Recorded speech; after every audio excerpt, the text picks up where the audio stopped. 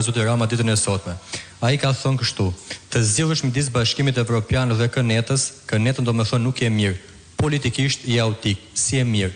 Si ju duket termi politikisht i autik i përdorur nga Zoti Rama sot në Gjirokastër? Faleminderit. Për çmimin ndaj fëmijëve, të rriturve, po fëmijëve, me qenë se ky çrregullim është kryesisht i fëmijëve. Tani është zbuluar prej kosh edhe tek të rriturit, por është kryesisht i fëmijëve. E kanë patur Adolf Hitleri, edhe ai me një dekret i fuste në krematorium fëmijët me defekte. E ka patur Enver Hoxha për qëllime klasore, e ka patur diktatori Bokasio. Dhe ky është një super skandal. Të përdorish ti një çrregullim pa cilit qëndron një heroizëm i jashtëzakonshëm i fëmijëve dhe prindërve. Në qoftë se ka një çrregullim ku një nën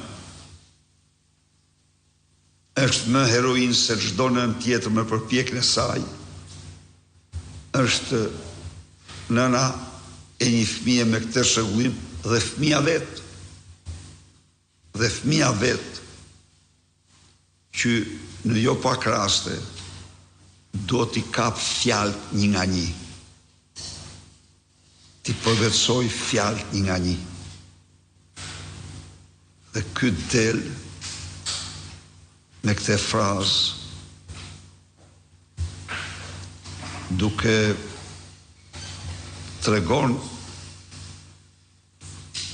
se nuk është turp të quhet prind ky.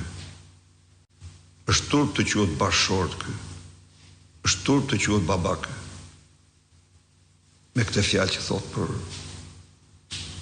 për këta fëmijë heroj janë ata, them dhe arri.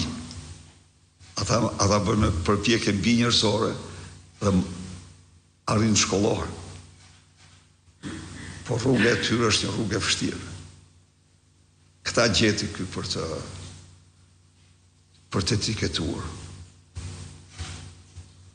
Zoti Berisha, Isa Mizyraj nga Ora News.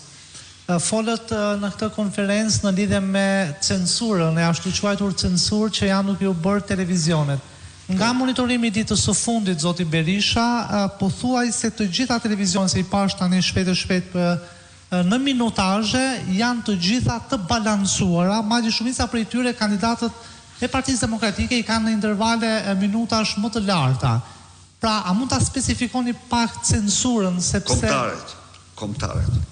Mediat kombëtare, ke drejt, shumë dakord. Faleminderit, po. E kam fjalë për mediat kombëtare, e kam thënë gjithnjë, se nuk them për të gjitha mediat kombëtare të kam. Dhe pyetja e dytë, në fushatën presidenciale të Shteteve të Bashkuara të Amerikës, Joe Bidenin të vetët në fakt dhe mediat amerikane për hir të së vërtetës e kanë marrë si lajm kryesor për javë të tëra për shkak të moshës së tij, kur që është duke pretenduar për të bërë president në një moshë të thyer. Zoti Berisha, a e keni vërejtur